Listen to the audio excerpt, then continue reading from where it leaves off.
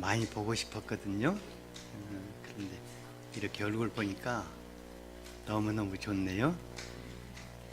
반갑습니다. 그리고 인제 온 것을 용서해 주시기 바랍니다. 어제 우리 김 목사님 네 분이 오늘 예배에는 어린아이들이 같이 참석한다는 제가 말을 들었어요. 네, 고맙습니다. 그 얘기 들으니까 제 가슴이 철렁 내려앉았어요. 내가 애들하고 어떻게, 내가 할아버지거든요. 제 손자, 손녀가 7이 되고 중학교부터 시작해가지고 초등학생들까지 7이가 있는데 걔네들이 소통이 안 된다고 하는 말을 늘 이제 자주 하기 쉬운 때가 됐어요. 근데 우리 아이들 어떻게 같이 예배를 드리지 생각했는데 와가지고 제가 진정이 됐어요. 아이들이 나와서 찬양을 인도하는 거예요. 찬양을 하는데 보니까는 찬양의 내용을 전부 이해하면서 하는 것 같이 어깨를 막 들썩거리고 즐겁게 하더라고요. 그래서 얘들아, 할아버지 목사님이 너희들 보게 돼서 고마워. 그리고 이 시간에 그냥 할아버지 말 못 알아먹어도 졸아도 좋고 그러니까 자유롭게 해. 그럼 나도 아주 즐거울 것 같으니까. 그리고 우리 아이들이 이렇게 멋지게 큰 모습을 보니까 부모님들에게 한없는 감사를 드립니다. 우리가 아이들이 이렇게 키우신 부모님들에게 박수를 한번 부탁드릴게요.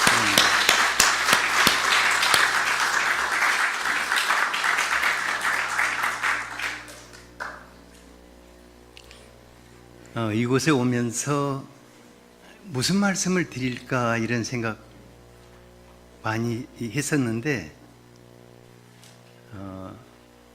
예수의 사람들에게 전해드릴 수 있는 말은 정말 행복한 예수의 사람이 되십시오 이렇게 인사드리고 싶더라고요.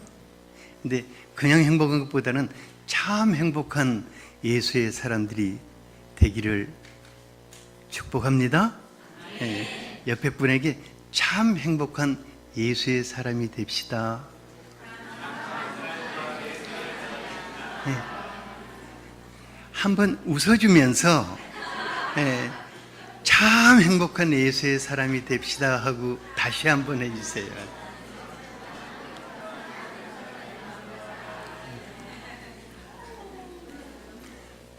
제가 15년 전에 광주에 부흥회를 섬기려고 한 번은 향기교회 한 번 왔었고 한 번은 주사랑교회 한 번 왔었는데 어떤 분에게 제가 그런 얘기 했었어요. 인사를 하면서 행복한 예수님의 사람이 되기를 원합니다 하니까 그분이 얼굴이 아주 새파랗게 하면서 목사님 행복이란 것은 없습니다 이렇게 저에게 얘기하더라고요.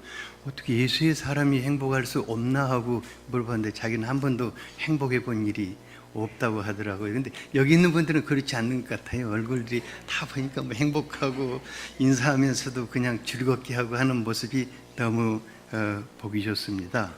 그러나 여기에서 한 걸음 더 나가서 진정 예수로 내가 그토록 사모하는 우리 삶의 전부이신 그 예수님으로 인해서 주님의 나라에 가기까지 참 행복한 예수의 사람들로 살기를 축복합니다.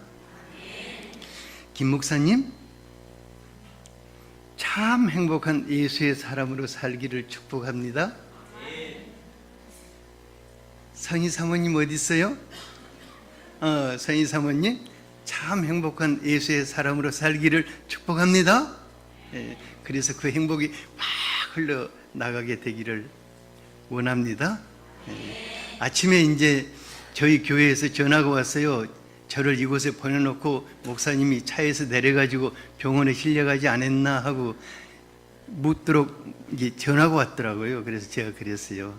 내 고향 광주다. 이곳은 내 고향 광주다. 그리고 이 교회는 내 자식들이 있는 곳이다. 이렇게 하니까 그러면 됐네요 하고 끊더라고요. 그래서 이거 내 고향 광주에 이렇게 서서 내 고향 친구들을 이렇게 보고 같이 말씀을 전하게 되어서 감사합니다. 예. 제가 몇 시까지 하면 되죠? 정확한 시간만 얘기해 주세요. 그렇게 길게 해도 됩니까? 그렇구나. 오늘 본문을 이렇게 살펴보니까 우리가 오직 예수로 사는 행복한 예수의 사람들이 되어야겠다 하는 생각이 드는데, 저 한 50여 년 이상 세월을 주님과 함께 해오면서 마음과 삶이 힘들 때마다 질문을 했어요. 거의 비슷한 질문을 그분에게 했었는데, 무슨 질문을 했냐면은, 주님, 당신은 내게 누구십니까? 또 나는 당신에게 어떤 사람입니까? 하고 항상 이 질문을 해왔었어요. 왜냐하면 제가 그 지식적으로 너무 잘 알잖아요. 목회자이기 때문에. 너무 잘 알지만은 내 삶 구석구석에서, 내 마음 저 깊은 곳에서 그분을 더 깊이 느껴보고 싶었고, 그분이 내 삶 속에서 같이 하시는 그분을 더 깊이 느껴보고 싶었고, 그분을 정말 내 마음으로 노래하고 싶었고, 내 마음으로 그분이 행하신 일들을 박수쳐드리고 싶었고, 그래서 그런 질문을 자주 해왔었습니다. 그리고 무엇보다도 그분이 내게 어떤 대답을 주시면서 나는 너에게 누구다, 이렇게 그 확신을 내 안에 갖고 싶었습니다. 그런데 5절에서, 여기 5절이 띄워집니까? 네, 5절 같이 한번 읽어볼까요? 네, 시작.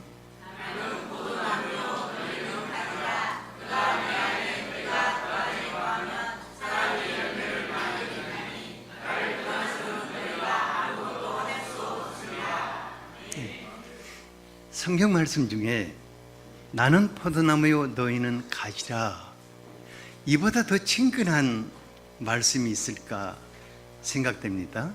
그래서 제가 이제 그 다큐 프로그램을 볼 때마다 프랑스나 이태리 그 포도 농장 이거 자주 이렇게 보고 그러는데, 포도나무와 가지, 이것은 목자와 양보다도 더 가까운 그런 친근한 관계가 아닌가 싶습니다. 예수님이 말씀하시는 포도나무 비유는 예수님과 여러분과 예수님의 관계를 가장 적절하게 표현해 준 말씀입니다. 또한 예수님의 십자가의 죽음이 과연 나에게 어떤 의미가 있는가 하는 그것을 가장 리얼하게 말씀해 주시는 것입니다. 우리는 이제 예수님의 십자가를 구원의 십자가라고 이렇게 하지 않습니까? 그래서 예수님의 십자가는 분명 우리의 구원의 십자가입니다. 그러나 한 걸음 더 나아가서 예수님의 십자가는 내가 주님 안에, 주님이 내 안으로 들어오는 하나됨의 십자가라고 말할 수 있습니다. 그래서 예수님의 십자가를 볼 때 우리는 주님이 내 안에, 내가 주님 안에, 주님과 나는 연합하여 하나된 자라는 이것에 대한 확증을 주님이 우리에게 보여주시는 것입니다. 그러니까요, 예수님이 십자가의 문턱 앞에서, 지금 잠시 후면 예수님이 십자가의 고난의 길을 가야 하거든요. 바로 그 앞에서 이 포도나무 비유를 말씀해 주셨습니다. 나는 포도나무요, 너희는 뭐라고 그랬어요? 가지라. 예수님, 나는 포도나무고 너희는 가지다. 그리고 그가 내 안에, 내가 그 안에 있으면, 이렇게 말씀하시면서 예수님과 우리는 분리할 수 없는 관계인 것을 말해주고 있습니다. 그러니까 이 말을 조금 더 리얼하게 표현한다면, 너와 나는 하나다. 그렇지 않습니까? 여러분, 포도나무하고 가지를 어떻게 분리해서 생각할 수 있습니까? 아니잖아요. 이 말은 뭐냐면 너와 나는 하나다. 그래서 포도나무 가지처럼 우리는 서로 떼일 수 없는 딱 달라붙어 있는 하나다. 이것이 십자가가 너희들에게 말해주는 것이다. 이렇게 예수님이 우리에게 오늘 이 말씀을 해주시는 것입니다. 그러니까 조금만 깊이 생각해 본다면 이 말씀이 정말 얼마나 감격스럽고 눈물이 펑펑 쏟아지게 하는 말씀인지 몰라요. 너와 나는 하나다.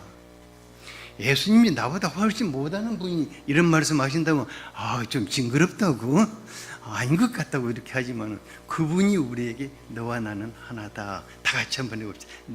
예수님과 나는 하나다. 여러분, 그것을 받아들이겠습니까? 예수님과 우리는 하나입니다. 여기에 인생 사는 날 동안 넘치도록 풍성하고 즐겁고 행복한 삶의 비밀이 담겨져 있습니다. 제가 여러분들에게 한 가지 묻고 싶어요.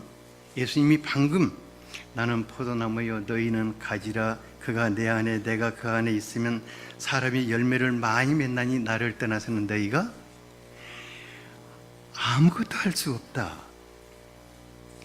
이 말씀을 여러분들이 받아들일 수 있겠습니까? 예수님이 우리에게 주신 말씀으로 받아들일 수 있겠습니까? 그렇다면 우리는 어떤 삶을 선택해야 할 것인가 확실하게 할 필요가 있습니다. 그러니까 지금부터 내가 사는 날 동안 어떻게 살아야 할 것인가, 내가 이 땅에서 숨을 거두고 주님의 품에 돌아가는 날까지 어떻게 살아야 할 것인가. 가지가 나무에서 떨어질 수 있습니까? 없습니까? 떨어지는 순간에 어떻게 됩니까? 말라 비틀어져서 군불로 던져지게 된다고 하였습니다. 그러니까 가지는 좋은 날이든 흐린 날이든 폭풍우가 치는 날이든 나무에 딱 달라붙어서 살아야 하는 것이 바로 우리들인 것을 알 수가 있습니다. 그런데요, 제가 살아온 경험에 의하면 예수님께 딱 달라붙어 살다 보니까 딱 달라붙으면 정말 살만해지는 것을 볼 수 있습니다. 그분이 우리의 인생이 되어 주시니까 진정 행복이 우리 안에 임하는 것을 봅니다. 그래서 예수님이 내 안에, 내가 예수님 안에 거한다는 것은 어떻게 보면 좀 피상적으로 들리는데 구체적으로 이 말씀은 무엇을 의미하냐면 요한계시록 3장 20절 말씀이 이 말씀을 굉장히 구체적으로 말해주고 있습니다. 요한복음 3장 20절 한번 띄워줄 수 있어요? 아니, 요한계시록 3장 20절 우리 여러분들이 한번 볼 수 있도록 누가 이거 띄워줄 수 있습니까? 제가 한번 읽어드릴게요. 볼지어다 내가 문 밖에서 두드리니 누구든지 내 음성을 듣고 문을 열면 내가 그에게로 들어가 그는 그와 더불어 먹고 그는 나와 더불어 먹으리라. 그러니까 이게 예수님과 우리와 하나 된 삶이라고 볼 수가 있습니다. 예수님은 나와 더불어 먹고 나는 예수님으로 더불어 먹는 이런 삶이 바로 포도나무와 가지된 삶인 줄 압니다. 그런데요, 이 말씀이 저의 인생을 완전히 바꿔놔 버렸어요. 제가 목회자로서요 살다 보니까 나는 내 자식들에게는 목회하지 말라고 그랬어요. 목회 이거 너무 힘들다. 이건 정말 내가 지옥만 없다면 빨리 가고 싶다. 이런 생각을 정말 많이 했었어요. 우리 성철 목사님도 그런 때 많았죠. 육신을 떠나고 싶은 때. 그런데 이 말씀을 내 심령 깊이 받아들인 후부터는 행복한 목회자로 바뀔 뿐만 아니라 행복한 인생을 사는 사람이 되었어요. 사람들이 저를 볼 때 뭐라고 하냐면 목사님은 가난이라는 것도 모르고 고생이라는 것도 모르고 기공자답게 태어나가지고 유산 많이 물려받아가지고 멋진 곳에 교회에 세워가지고 그렇게 사는 분이죠? 이렇게 물어봐요. 제 얼굴 속에 고생한 태가 안 나는가 봐요. 근데 실은 그런 게 아니라 예수님과 더불어 살다 보니까 인생이 확 바뀌어버리는 것을 보게 되었습니다. 그러니까 예수님과 더불어 산다는 것은 무엇을 의미하냐면은 모든 것을 그분과 함께 공유하는, 모든 것을 그분과 함께 같이 해나가는 이러한 삶을 더불어 산다고 말합니다. 이것은 제가 내 아내와 더불어 사는 것보다 더 깊은 관계 속에서 저는 내 아내가 없으면 어디를 가지도 못하고 불안해하고, 저는 제 아내가 없으면 그날부터 제가 금식을 합니다. 제 아내가 여기다 뭐 다 써놓고 가요. 그냥 이렇게 밥그릇에다 이건 무엇이다 뭐다 이건 언제 먹으라 그러는데 그것을 제대로 못해요. 그래서 늘 이렇게 금식하고 살 수밖에 없으니까 내 아내가 제 곁을 안 떠나요. 왜냐면 저 양반 내가 떠나면 저건 분명히 굶는다 이렇게 아니까. 근데 제 아내와 나보다도 예수님과 나의 관계가 더 깊은 그런 관계성 속에서 실제적으로 삶을 살게 되는 것을 보게 될 것입니다. 여러분들이 만일 한번 같이 한번 읽어봅시다. 요한계시록 3장 20절, 이 말씀을 여러분들의 것으로 받아들이기를 바랍니다. 네, 시작.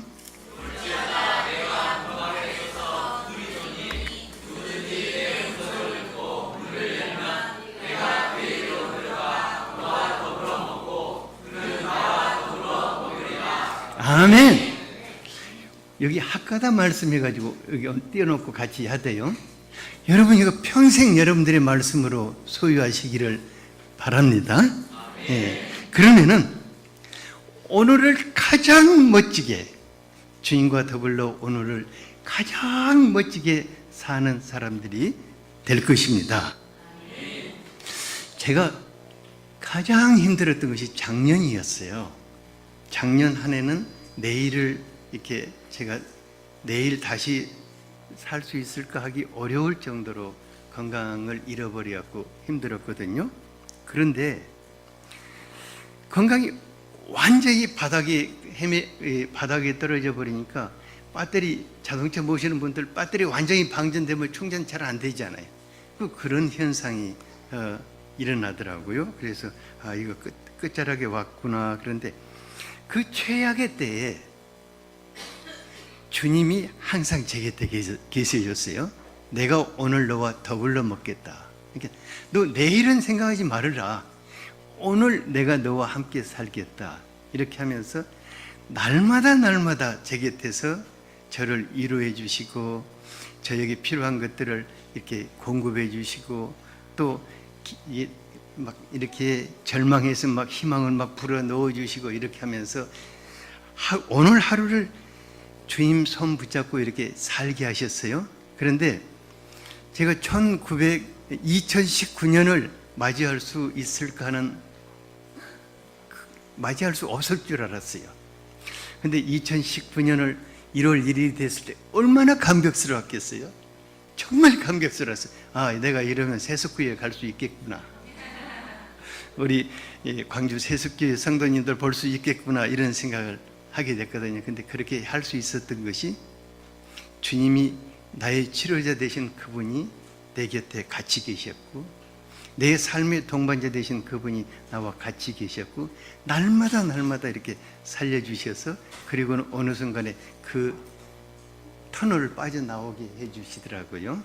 그래서 저는 여러분들에게 그 예수님 손 붙잡고 살기를 간곡하게 부탁드립니다. 그러면 여러분들은 날마다 최고의 하루를 살게 될 것입니다. 왜냐하면 나를 그토록 사랑하는 분이 오늘 나에게 최고의 하루를 주실 수 없다면 저는 그분 손 놓고 싶어요.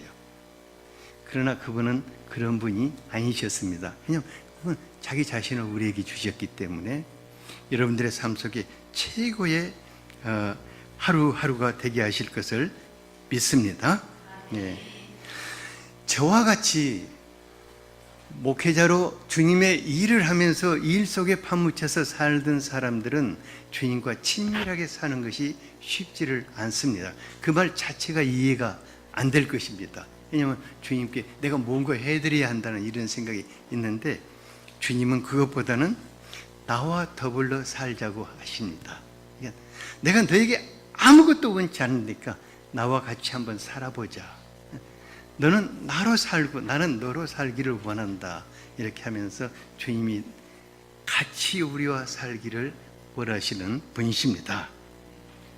그러면 그때부터 우리는 고린도후서 4장 7절에 보니까 우리가 이 보배를 질그릇에 가졌는데 힘이 큰 능력은 하나님께 있고 우리에게 있지 아니함을 알게 하신다고 작년에 제가 그걸 체험했잖아요. 이 질그릇, 망가지기 쉬운 질그릇에 그분을 모시고 사니까 그분의 능력이 저를 살리는 것을 보게 되었습니다. 또 내게 능력 주시는 자 안에서 내가 능치 못할 일이 없느니라고 그랬어요. 그분이 내 능력이 되어주시는 것을 보게 될 것입니다. 그분이 나의 지혜가 되시는 것을 보게 될 것입니다. 그래서 여러분들이 입만 벌리면 예수 짱이라고 이렇게 예수님 박수 쳐드리고 예수님 칭찬해드리고 예수님 노래하면서 살게 될 거예요. 지금도 그렇게 살죠? 아마 지금도 그렇게 살 것 같아요. 얼굴이. 제가 공연히 그런 말 하는지 모르겠는데 근데 조금 더 그렇게 사실 수 있기를 바랍니다. 그러면은 이렇게 애스로 살게 되면은 주님이 어떤 열매를 우리 삶 속에 맺게 하시는가? 열매를 많이 맺게 된다고 했거든요. 어떤 열매를 맺게 되는가? 예수님이 우리에게 맺게 하시는 열매는 정말 많을 것입니다. 지금 이 자식들도 지금 저 녀석은 아주 깊이 잠들어서 정말 잘 왔다. 이 고요한 밤이면 좋은 거예요. 애들은 잘 먹고 잘 자라야 해요. 근데 그 중에서 딱 한 가지만 오늘은 살펴보려고 그래요. 뭐냐면 기도의 열매. 주님이 우리 안에 어떻게 기도의 열매를 맺히시는가 그 한 가지만 그냥 살펴보고자 합니다. 사랑의 열매 많은 것들이 있지만은 7절을 한번 떼어줄 수 있겠습니까? 이것은 우리가 새겨두면 좋겠습니다. 같이 한번 읽어보죠. 시작.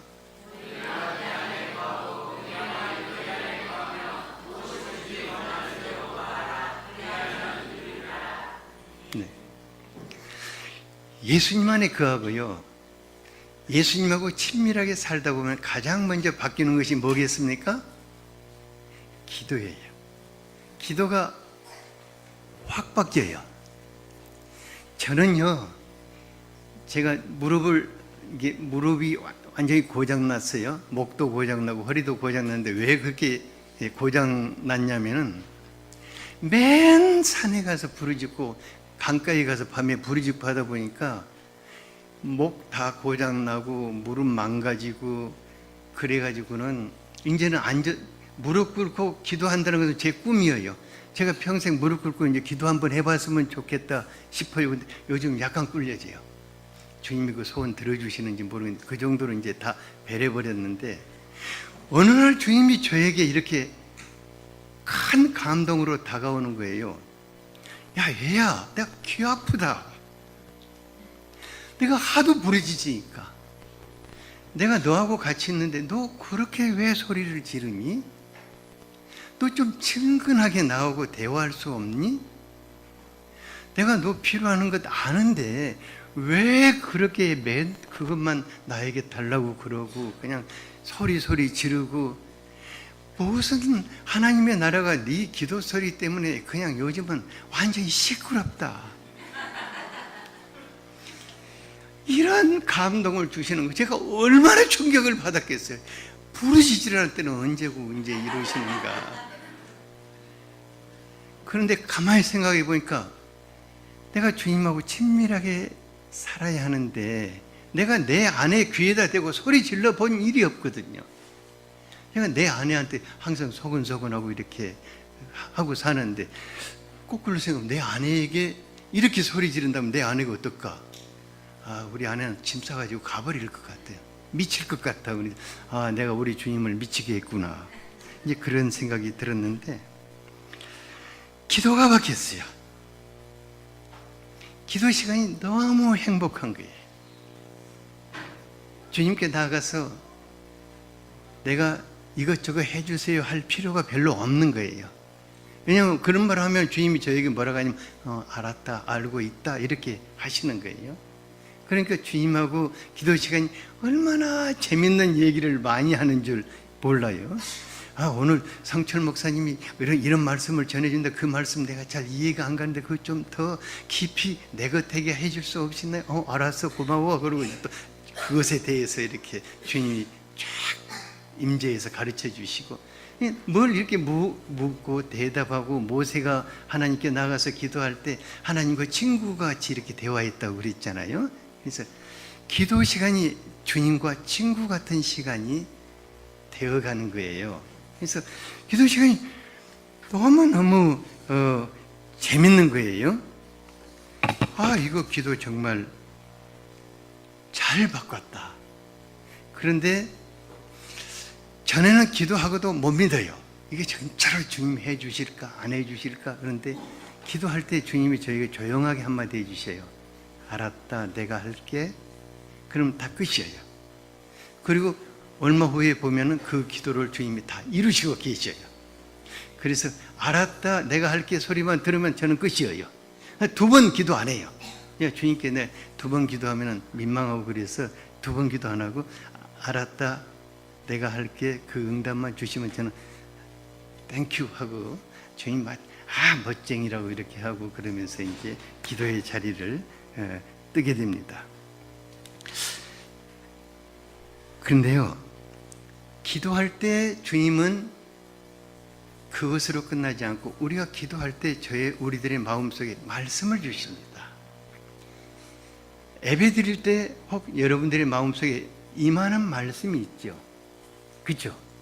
그 말씀을 주시고 기도할 때 여러분들의 마음에 임하는 말씀이 있을 것입니다.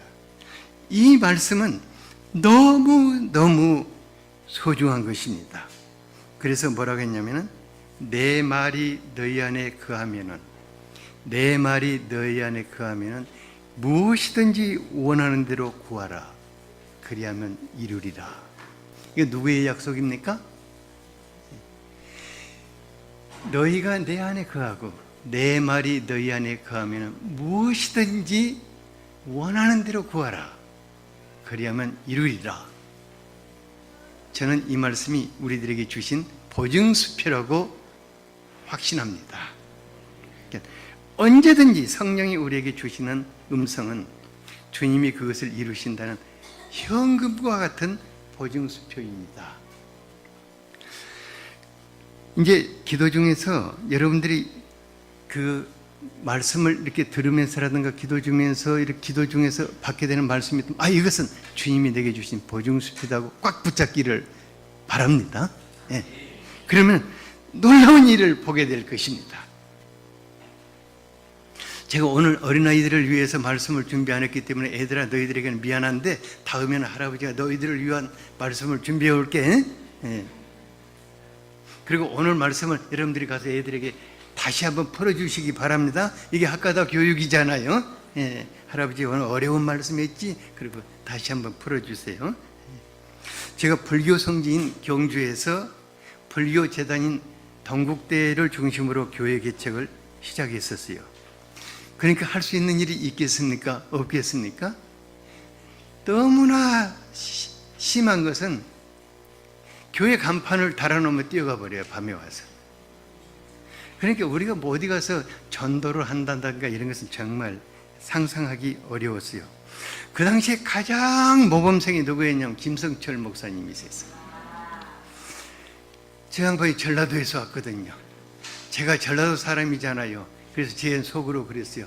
너는 내 마음을 이해할 수 있겠다. 그런데 어느 날 보니까 골빈당이라는 당을 조직해가지고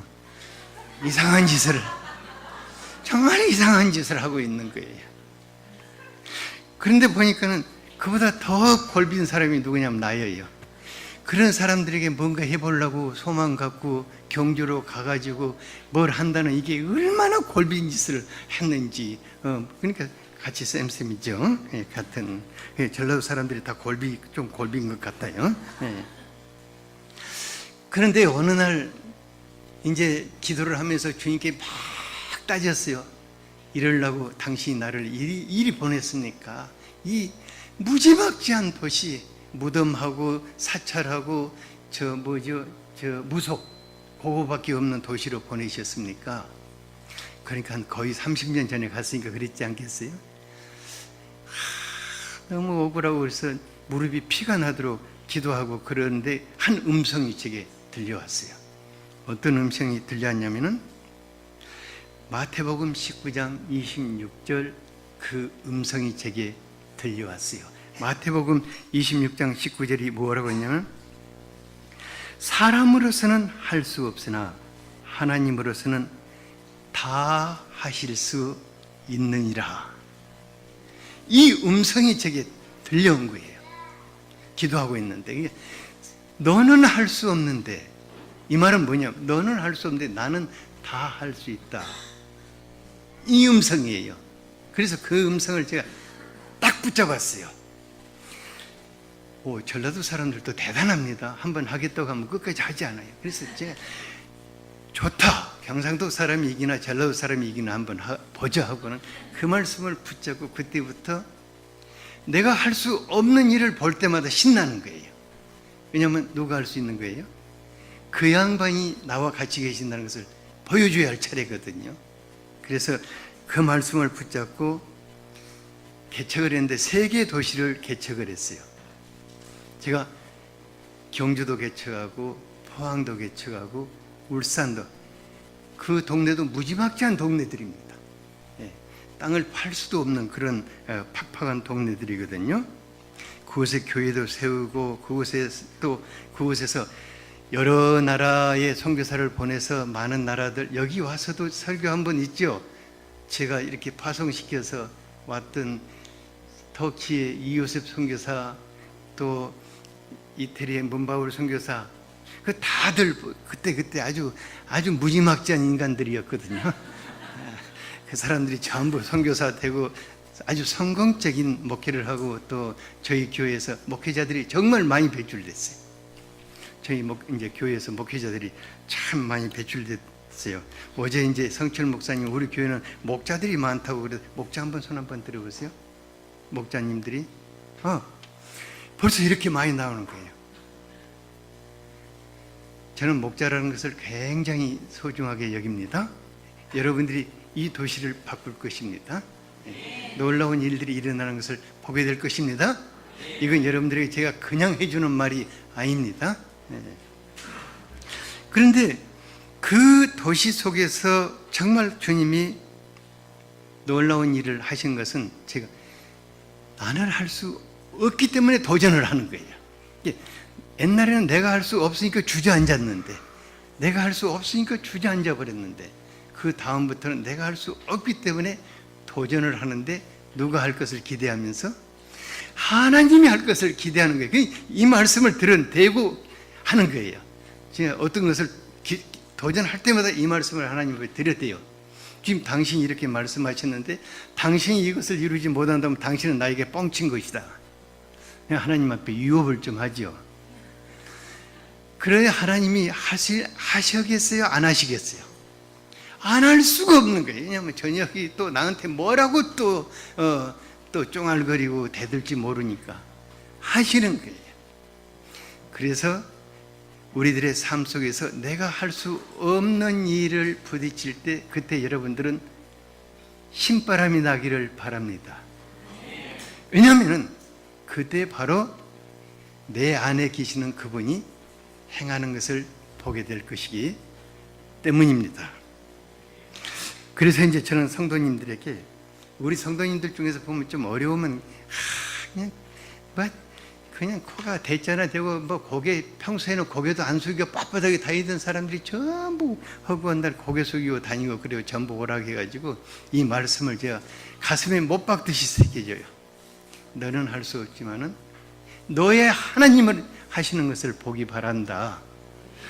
이제 이 중에서 우리 아이들이 좀 크니까 조금 있으면 여기 보니까는 중고등학생은 없는 것 같아요. 이 아이들이 조금 있으면 이제 너희들 조금 있으면 중고등학교 가게 될 거야. 또 중고등학교 가게 되면 그 다음엔 어디 가야지? 대학에 가게 될 거야. 우리나라 입시 문제가 심각합니다.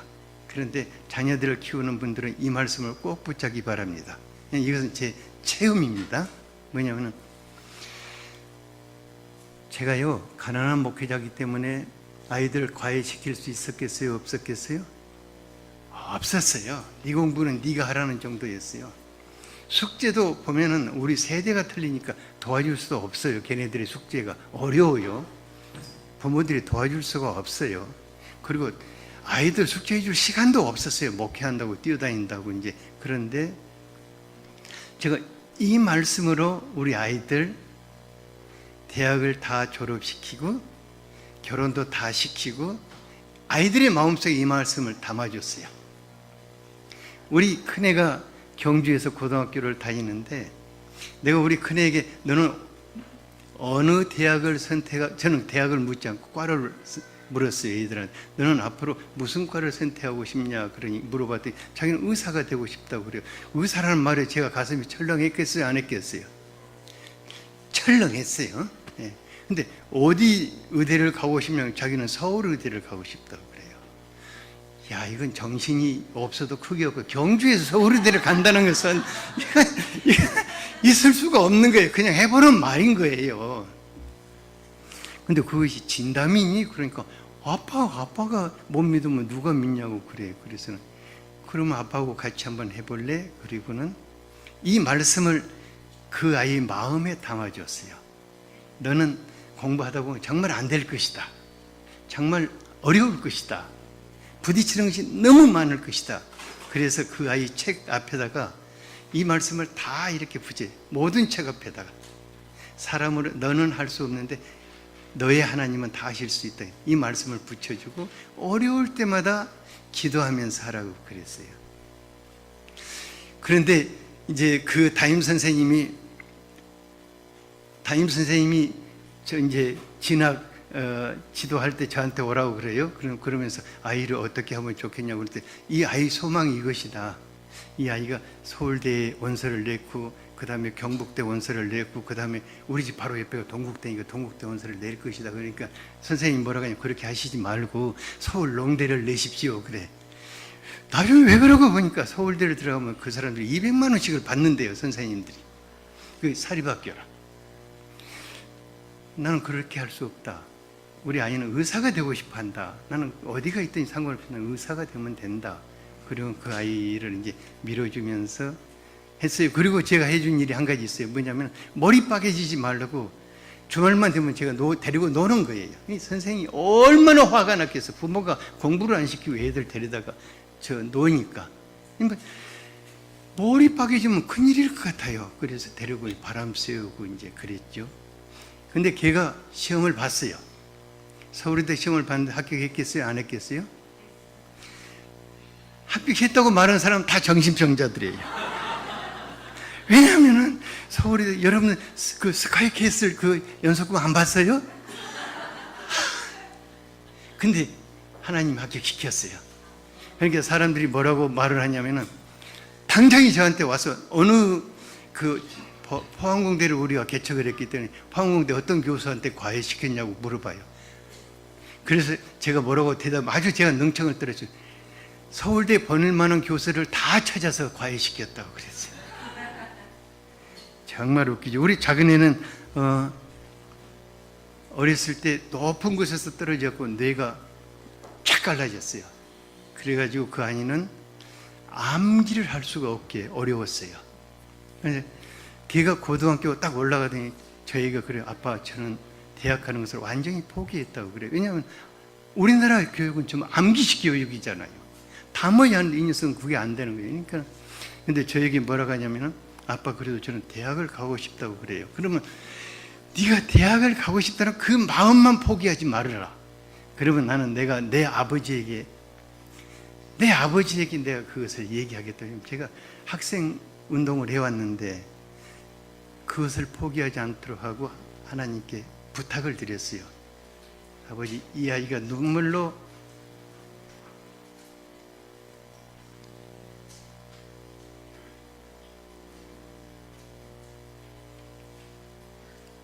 이 아이가 대학을 가고 싶다는데 당신의 아들이지 않냐, 내 아들이 아니라 당신의 아들이지 않냐. 이게 저에게는 그 큰아이가 서울대 간 걸 제가 지금까지 한 번도 자랑해 본 일이 없어요. 별로 큰 자랑은 아니에요. 그냥 할 수 있는 애가 갔으니까 열심히 했어. 근데 둘째는 안 되는 거예요. 근데 그 아이를 데리고 제가 늘 호수를 이렇게 같이 손잡고 다니면서 대화하고 기도했는데 기적이 일어났어요. 그 해에 그 아이가 지원했던 학교가 완전 미달이 돼버린 거예요. 그 학교가 3대1로 떨어져 본 일이 없는데 미리 겁을 먹고 사람들이 지원을 안 한 거예요. 그래가지고 그 아이가 어쩔 수 없이 들어갔어요. 그래서 이제 그날부터 고민인 거예요. 내가 어떻게 대학 수업을 따라갈 거야. 그래, 너 다 하려고 하지 마라. 네가 제일 하고 싶은 것이 뭐냐고 물으니 컴퓨터를 하고 싶다고 그래. 그럼 네가 그럼 내가 컴퓨터 교수하고 이렇게 해줄 테니까 그 하나만 해라. 하고 열심히 했는데 걔가 가장 먼저 조기 졸업을 했어요. 그 학교에서 가장 먼저 취업을 했어요. 지금은 이제 벤처기업 사장으로서 잘 살아요. 직원들 거느리면서 요즘 어떻게 사냐 그러니까 그럼 먹고는 살아요. 아빠 걱정하지 마세요. 그래요. 큰아이는 병원 경영하면서 늘 걱정돼가지고 나한테 전화하는데 이 녀석은 한 번도 걱정을 안 끼쳐요. 걱정돼서 뭐라 아유 아빠 걱정하지 마세요. 이번에도 뭐 정부에다 신청했는데 뭐 몇 천만 원 나왔고요. 막 걱정하지 마세요. 그래. 막내는 또 건강이 너무 안 좋아가지고 그는 욕심은 많은데 건강이 너무 안 좋았어요. 그러니까 제가 고등학교 3학년 동안 이게 지금 아이들을 키우는 부모들에게 제가 이 말씀을 드립니다. 예. 고등학교 3학년 동안 매일 데리러 다녔어요. 왜냐면 전화가 오는 거예요. 더 이상 못 있으니까 데리고 오라고. 그럼 데리고 올 때 아빠 마음이 어땠겠어요? 너무너무 어려웠어요. 그래서 이제 그 아이가 한의대를 가고 싶었는데 저 큰오빠는 서울에 들어가서 자기는 한의대를 가고 싶었는데 그것을 내려준다고 또 내리고 또 내리고 하향 지원시키려고 얼마나 노력했는지 몰라요. 그러니까 이 아이가 양이 잘 안 차지요. 그런데 이 아이는 또 학교를 졸업하고 멋진 남편을 만났어요. 멋진 남편을 만나고 남편이 교수니까 저는 가만히 있어도 사모님 말을 듣는 거예요. 그러니까 야 살다 보니까 이 말씀만 붙잡고 살면 되겠구나. 여러분들 자녀들 키우는 분들은 욕심 부리지 말고 그 아이의 삶 속에 하나님이 개입하시도록 기도하시기 바랍니다. 정말 제가 이 학가다 얘기 어제 그 얘기 쭉 들으면서 참 감사하다는 생각이 들었거든요. 그러면서 하나님이 여러분들의 아이 속에 여러분들의 아이들의 삶 속에 어떤 일을 하시는가를 체험하도록 해 주시기를 바랍니다. 근데 대학을 그렇게 들어가고 하니까 그리고 그 다음 인생이 그때부터는 제가 편하겠습니까? 안 편하겠습니까? 편해요. 왜냐하면 어떻게 해결해야 한다는 법을 걔들이 알고 있는 거예요. 아빠가 말하지 않아도 이 말이 마음속에 딱 새겨진 거예요. 우리 할 수 없는데요. 하나님이 하실 거예요. 하나님이 하실 거예요. 이러면 다 끝나는 거예요. 하나님이 하실 거예요. 부부싸움 하다가 해결이 안 되면 하나님이 하실 거예요. 다 이제 그렇게 하는 거예요. 근데 보면 해결하셔요. 그렇게 해가지고 그들에게 저희들이 믿음과 기도의 유산을 물려줄 수 있었습니다. 부모가 자녀들에게 가장 놀라운 유산을 물려줄 수 있는 것은 저는 돈이 아니라고 확신합니다. 그 인생 속에 개입하셔서 그들의 인생을 멋지게 풀어나가실 그 하나님을 선물할 수 있게 되기를 바랍니다. 12시 59분이니까 마치겠습니다. 감사합니다.